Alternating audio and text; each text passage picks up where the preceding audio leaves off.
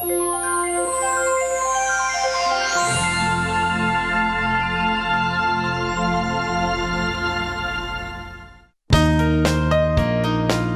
the campus of the University of Nebraska at Omaha. Consider This, a program of issues and information behind today's news.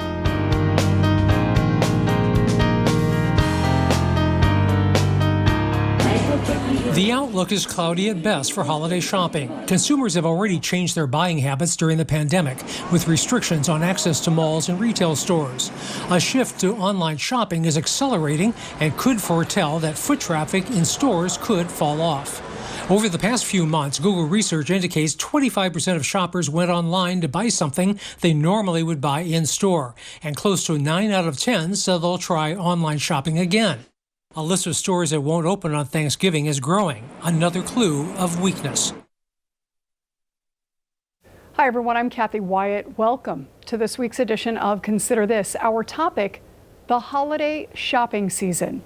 We have two guests joining us via Zoom today. Jim Otto, president of the Nebraska Retail Federation, and Ron Romero. Ron owns Schaefer's in Lincoln.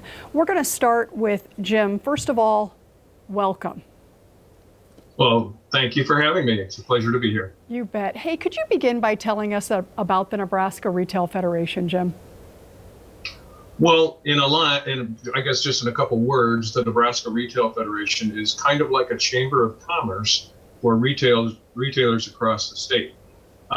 We represent retail issues at the city, state, and federal level, and we fight for things that retailers want, and we fight against things that retailers don't want. One of the things I like to point out is the fact that it's important to belong to your Chamber of Commerce. We work closely with chambers of commerce on general business issues. However, many times your Chamber of Commerce can't represent you on your specific issue.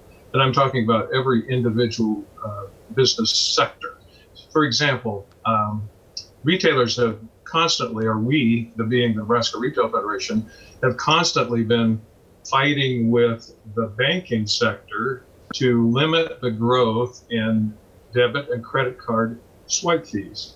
Now, your Chamber of Commerce can't help you in that because they have banks as members. They have a general and broad membership. So I just want to emphasize to people, whatever your business is, whatever your sector is, it's important to belong to your specific trade association. Okay, paint a picture, Jim. You talked about the businesses. Who are these people? Who are they representing? Well, our members are retail across the board, clothing stores, jewelers, gift shops, furniture stores, electronics, appliance, home improvement, automotive, sporting goods, bicycles, shops, pet supplies, interior improvement, home improvement like fireplaces, craft stores, boutiques, basically everybody who, except, I guess in Nebraska anyway, restaurants and grocers. Now, some of our members may sell prepared food, and some of our members may sell groceries, but that's not their only focus. There is a Nebraska Restaurant Association and a Nebraska Grocery Industry Association, so that's why I wanted to make that distinction. Okay. Pre-COVID-19, what types of things does this group talk about? Well, we're interested in a lot of things that affect retailers. Oops, I'm losing my earphone there. One of the things, just to mention several things that we've fought for and done with the legislature in the past, gift cards. It used to be that your gift card, if you didn't use your gift card within 3 years, the retailer or restaurant or whoever issued that gift card had to send that money to the state treasurer as unclaimed property. And they sent it in as address unknown, social security number unknown, name unknown, but go find that person. It's unclaimed property. So this was a big frustration to retailers and restaurants. And one of the things we got changed over the past few years is gift cards in Nebraska never expire if they have they never have to be sent to the state treasurer if they have no expiration date and if they have no fee. So things like that, we work on workers' compensation issues. Point of sale fees are huge to us. We don't want plastic bag bans yet. We want to be able to work on maybe a plastic bag fee. We just got that done this last session. But the biggest issue that we have worked on for over a decade was getting online sellers, out-of-state online sellers, to collect or remit Nebraska sales tax. And we did get that done. Fortunately, it is in statute now, and it's really good now because we had exponential growth in online sales before the pandemic, but now with the pandemic, it's even bigger than that, and Nebraska would be losing out on many tens of millions of sales tax dollars had we not got that done. And I want to go back to March, Jim, given the significance of your role, right, and the scope of this problem. I can't even imagine being president of an organization like this and having it hit. What were you thinking at that time? Well, I don't know if I can describe what I was thinking. It was just absolutely crazy. Things were changing literally by the hour. Which businesses can stay open? Which businesses can't stay open? Are they essential? Are they non-essential? What defines essential, non-essential? Will there be disaster relief? How much will it be? When will it come? Who for? We really just had to go by the seat of our pants. It was the biggest, I guess, the most frustrating thing I've been through, and I've been around for a few years. Efforts, Jim, in trying to give the retailers hope and keep them afloat at the same time. I mean, again, I can't imagine how chaotic things must have felt, but as time went on and we realized this wasn't going away, what types of things did the Federation do to help lift those retailers across the state? Well, first of all, just getting the correct information out on things such as the SBA assistance, disaster assistance, the payroll protection program, the number of customers allowed in the store, depending on the size of your store, what were the social distancing requirements, what's the easiest way to get a plexiglass barrier between you or your sales associates and your customer, touchless payment programs, options, curbside pickup signage, it goes on and on. I mean, we just tried to get as much information as possible, and we continue to try to do that to our members. Okay, currently an effort underway in Lincoln to recall the mayor. Talk to us about that recall, Jim, and how that could impact the days and weeks leading up to the holiday shopping season. Well, first of all, the recall in Lincoln is tied to the mask requirement. The mayor and city council followed the direction of the health department director and issued a mandatory mask requirement in Lincoln. I just want to make it very clear, the Nebraska Retail Federation completely supports the wearing of masks. We suggest our members implement the masks, whether the government entity that they are, city, county, or whatever, requires it or not. And we believe that when you say, how will the recall effort impact holiday shopping? I don't know about the recall effort, but we believe the mask requirement will increase holiday sales. Masks make people comfortable. We think that means more sales. Okay, and I want to put up, this is a good time to put up a graphic for our viewers. And let's talk about this graphic a little bit. Safety and well-being, of course, as you said, top of mind for everybody, yet more people are going online. I've got to ask, Jim, in addition to driving home that point of retailers wanting people to be safe, what else are you going to be doing to try to get people to step foot in these doors? Well, first of all, I do want to re-emphasize the masks. I think that there's no question that masks worn by the customer and by the sales associate make on both sides of the issue feel more comfortable. So masks are essential. But some of the things, as far as getting into the stores, some retailers are doing very well. For example, home electronics stores, home improvement stores, golf shops, bicycle shops, sporting goods. I just saw a statistic the other day that actually in the United States, 10 million more people are going fishing than did last year. So people are looking for things to do that is socially distanced, that they can do with their family. And so I just want to point out that not all retail is down, some is actually up. But if you look at the things that are up, it's, are you doing home? You got the time to do the home improvement to your house? Did you want to get a nicer TV? All those kinds of things. Those are the things that are up that you can do and you have time to do now that you might not have done before. But on the other hand, sales that are tied to events are down significantly. I mean, with weddings and proms and anniversaries and conventions, all practically maybe almost stopped. You don't buy a new suit, you don't buy a new dress, you don't buy those nicer clothes, and all the things tied with it, caterers, limousine drivers, limousines, hotels. I mean, those are all the things that suffer as a result of lack of events. So we have stressed the importance of opening digital doors, but that we've done that for several years, but the pandemic has made that essential for many businesses to survive. Now, I don't know if you want me to go on about that. I've got some other thoughts on that, or did you have another question before? Well, I'm thinking as you're talking, you mentioned communication. One of the other things, especially with a group like this, that I'd like to talk a little bit about is the collaboration, right? So you're talking about some businesses doing a little bit better because of this, some maybe not faring so well. Are you finding that folks are coming together to try to help each other out, especially when you speak about something like the digital age? We're in tough times, and folks might think, well, that was new then, and now it's newer, today, and they're almost afraid to go to something that is uncharted. Well, it has been. I mean, there has been a hesitancy to really open your digital doors wide. Many people have had, or many businesses have had kind of an online billboard, but it really wasn't a way to digitally shop.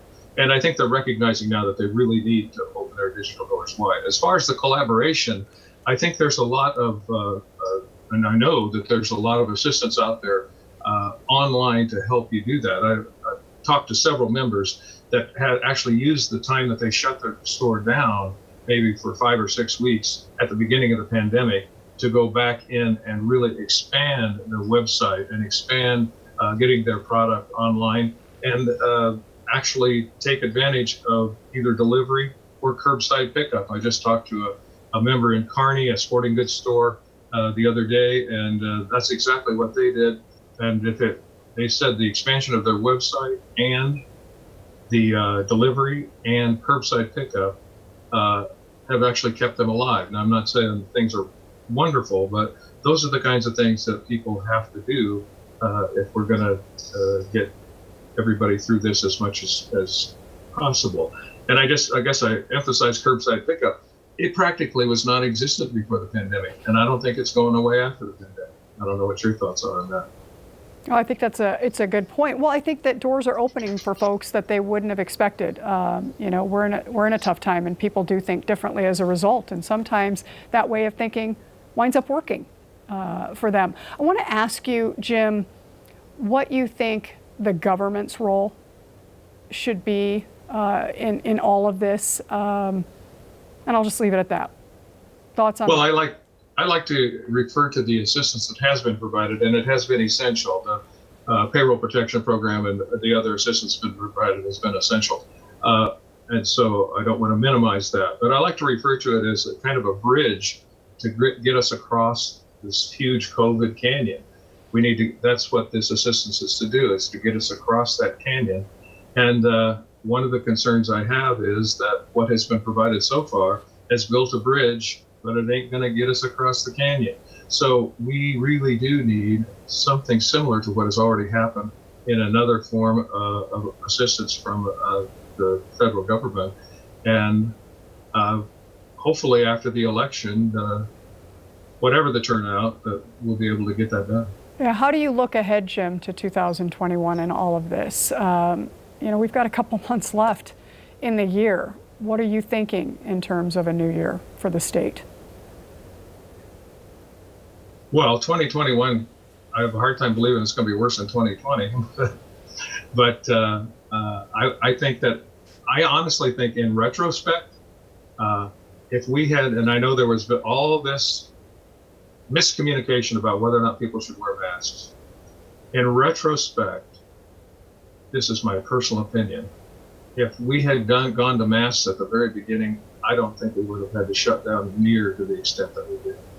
So I just really want to emphasize how important I think, and I know people think that it's their right not to wear a mask, but I just think that if masks are keeping us from opening the economy as wide as we can open it, then let's just wear the masks. So I guess my suggestion for 2021 is let's wear the masks. Okay, Jim Otto, Nebraska Retail Federation, joining us today to talk about holiday shopping this season. Thank you so much for being with us. If folks want to learn more about the Federation, we're going to put up a graphic. It is the Nebraska Retail Federation, and it's nebraskaretail.com, 402-474-5255. Ron Romero joins us now via Zoom. Ron is the owner of Schaefer's in Lincoln. Welcome. Hey, thanks for having me on. Glad to be here. All right, Ron, let's start. Tell us a little bit about Schaefer's. Well, Schaefer's is a family-owned appliance, television, mattress store. We've been in business for 74 years, and my father and grandfather started it, like I said, as a corner drugstore. And in the 50s and about in the mid-50s, we became a television store, and in the 70s, we got into the appliance business. And we've grown. I have my family in business. My son and daughter are both very active in running the business. And matter of fact, I even have a couple grandchildren that are working now in here. Okay, what's it like to be part of a family business, Ron? Well, family businesses sometimes are a challenge because, you have your Sunday evening dinners together and you end up talking about business too much. But we've been able to make it work. There are several challenges, as you can imagine, because you're dealing with a family member as well as an employee or a coworker. And sometimes that is a challenge, but fortunately here in our company, everybody carries their own weight, and we have not had a lot of family strife. Okay, thank you. Tell us about your relationship with the Nebraska Retail Federation. Well, it's been a good one. We have been involved with it now for probably, I think it's maybe about 15 years or so, and we've been able to interact with other retailers throughout the country. Been back to Washington several times and met with legislators in Washington on behalf of the Federation. Have learned a tremendous amount about retail, and so it's been a very, very good association. Plus the legislation that they've done is good as well. So things are rolling along just fine, Ron, and then March 2020 comes along. We have a pandemic. Family business owner, what's going through your mind at that time? Well, we wonder, what's going to happen. Are we going to be forced to close for an amount of time? Our business was deemed essential businesses, so we were able to stay open, although they didn't have an actual forced mandate. We did close for a couple weeks, and we took that time to kind of refresh the store, get it ready for the reopening, as far as building a lot of plexiglass stations and getting enough sanitizer. And we do have people out on the road. We have a service department, so we have technicians out in people's homes. So we had to make sure we had enough of the masks and the sanitizers and all that. And of course, when COVID hit, there was a run on that stuff. So we had a hard time finding it. But we did, and we reopened, and we've made it work. We were flexible with our store hours, and also with our employees. Yeah, I wanted to ask you how business is done differently in light of something like this. Well, like I said earlier, we did adjust our store hours a little bit, and then we also, talk to our staff. We have, I think around 75, 80 employees. And so we discussed with them, if people weren't feeling well, they should stay home. And, we went through the whole, the whole checklist to make sure that we were doing everything what we felt was right. Well, communication can be challenging even in the best of times, right?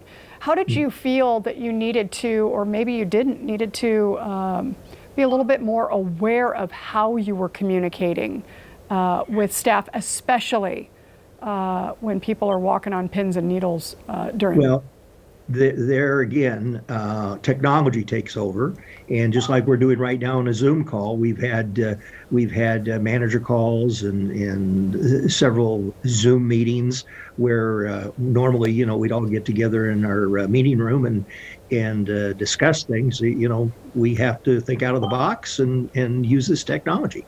Okay, I want to ask you specifically, Ron, about this idea of safety and well-being, right? Health officials have come right out and said masks and social distancing can help prevent the spread of COVID-19, and yet there seems to be controversy almost everywhere you look. Talk to us a little bit about that. How do you feel about it? How have you been able to step up and make sure that folks are really feeling like when they walk into your store, they're walking into a safe environment? Well, early on, we adopted, what the local mandates were, and the mayor suggested, or didn't suggest, they said, you're going to wear masks and the social distancing and everything, and so we've done that. We go through and clean the appliances. They have, we sell a lot of refrigerators and stuff that people are touching the handles and everything. So, on an ongoing basis, we're making sure we're wiping down things that people will touch. When we deliver, we make sure that our people are wearing face masks. We pre-screen when before we go into somebody's home, make sure nobody is sick. We make sure that we're social distancing. So we are following the guidelines. Okay, I want to talk to you a little bit more about what you just said. You are going into people's homes because of the business that you run. Are you running up against any challenges there? People asking you questions before you come in? How is all of that working out for your staff? Well, they are being very cautious. I mean, we ask a series of questions before we're going in to deliver or before we're going in to service something. And if it's much like the questions you ask when you go to the doctor. We ask them if they've been out of town and if they're anybody else in their house is sick, and we don't take the temperature. That's the one thing that we don't go into somebody's house and say we're going to take your temperature. We don't do that. Okay, I want you to talk specifically, Ron, to those other businesses across the state who may be concerned about this idea of enforcement. That seems to be kind of a sticking point with folks. Lots of guidelines out there, protocol and so forth. But there might be that tendency not to want to ruffle any feathers when somebody comes in without a mask on or they're not social distancing. What have you found that works at Schaefer's when you see someone who's not in compliance? How have you approached that? Well, I mean, they're a guest in our store.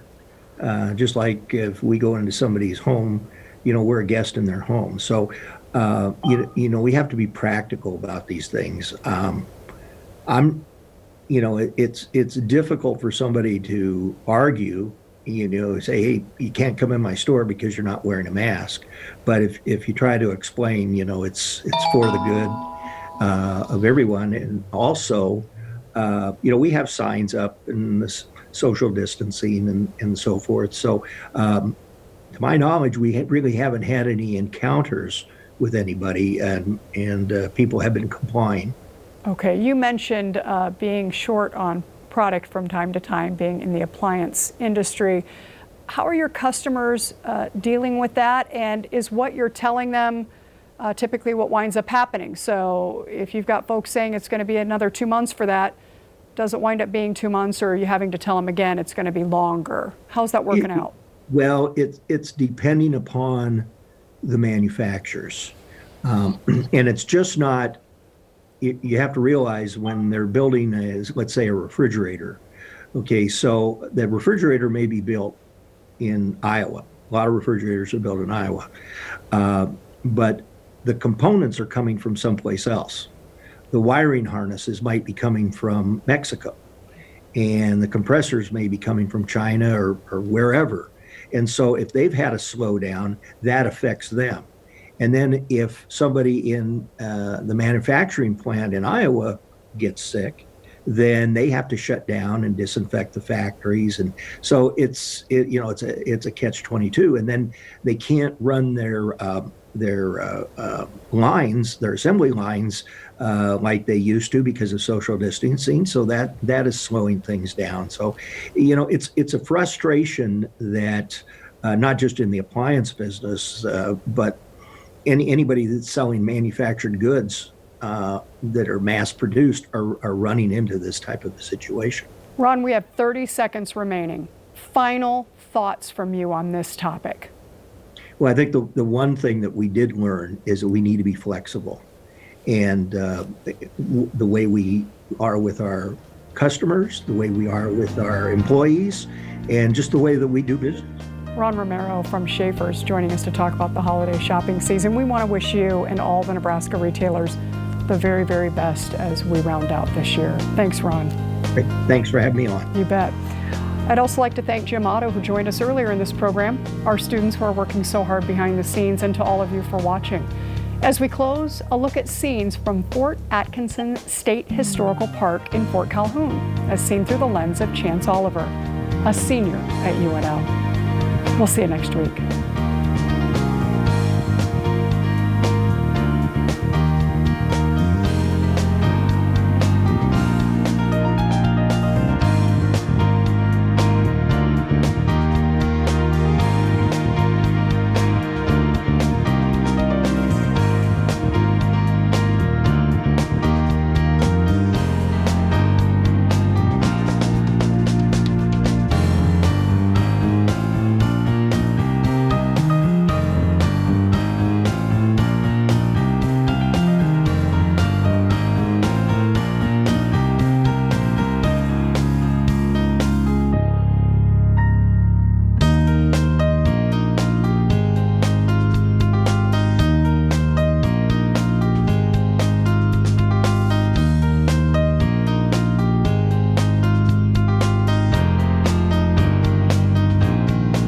Consider This is an issues and information program produced by UNO Television.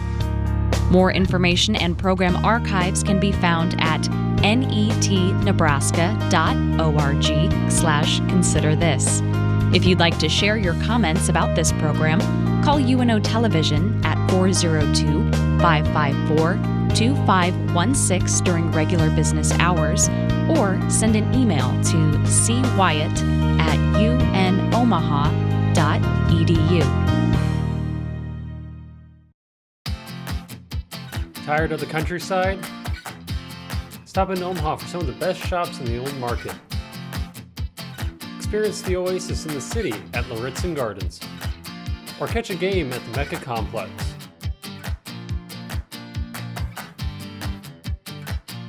Omaha's got a little bit of everything for everyone, so stop on in. Visit Omaha. The University of Nebraska at Omaha's bookstore is home to more than books. The UNO bookstore accommodates all students' needs with phone and laptop repairs at the iFix UNO station or free residence hall delivery. The bookstore, located in the Malabale Student Center, is full of Maverick merchandise. Find sweatshirts for chilly Nebraska days or cozy UNO mugs for every coffee fix. Shop anytime at unobookstore.com. Can you hear me now? Oh, yeah. Stand by to come out to the open in 5, 4, 3, 2, 1. Fade up, press 1 time.